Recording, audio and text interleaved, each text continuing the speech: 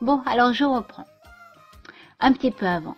Tu te souviens que Mamie et Anaël éclatèrent de rire quand Ayala a demandé si la Neshama d'Ariel ressemblait à un extraterrestre et celle de Dan à un singe. Raphaël demanda à Ariel le nom de sa planète. Oh là là là là là là, profondément vexée, la reine Esther s'enfuit en larmes, se cachait sous les couvertures de son lit. Finalement, la fée de la joie releva le défi et se chargea de rendre le sourire à sa petite sœur humiliée. Elle lui apporta 3 oreilles d'Aman, Osnerman, sachant qu'ils étaient le gâteau favori de la reine.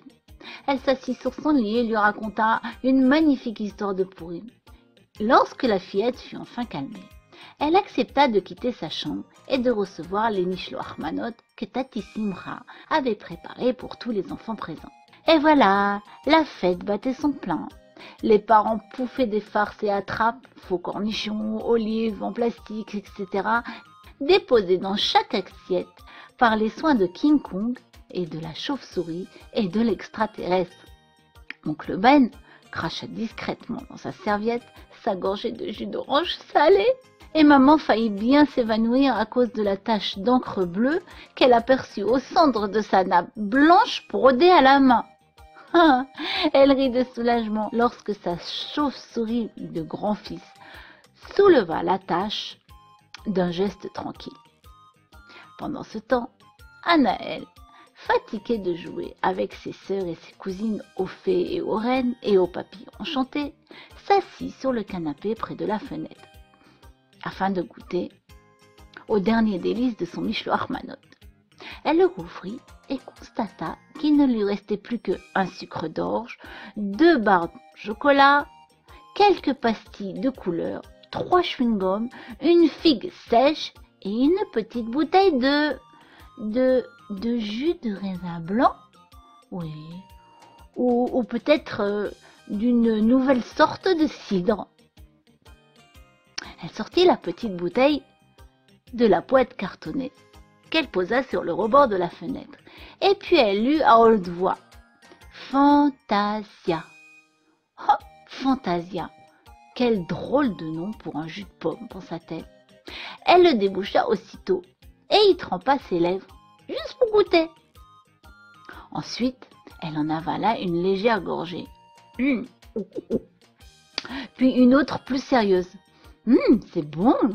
Mais c'est même très très bon.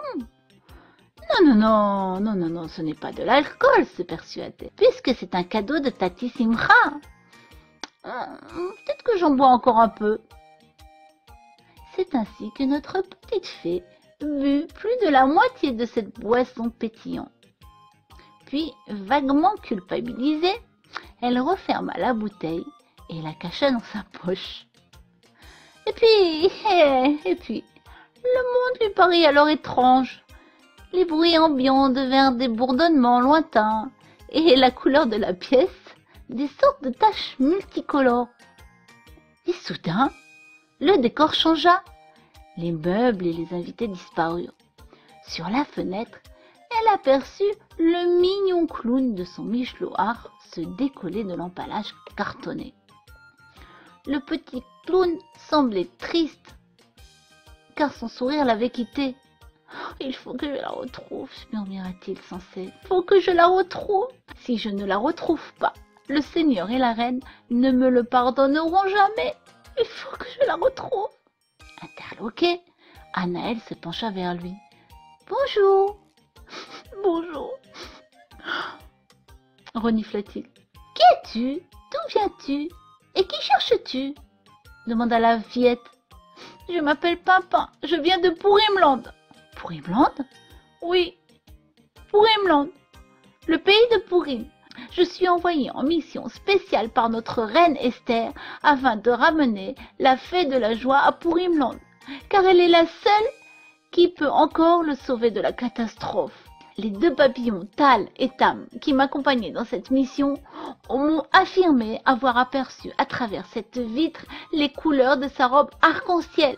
Alors je me suis posée ici et je suis rentrée par la boîte du Mishloach.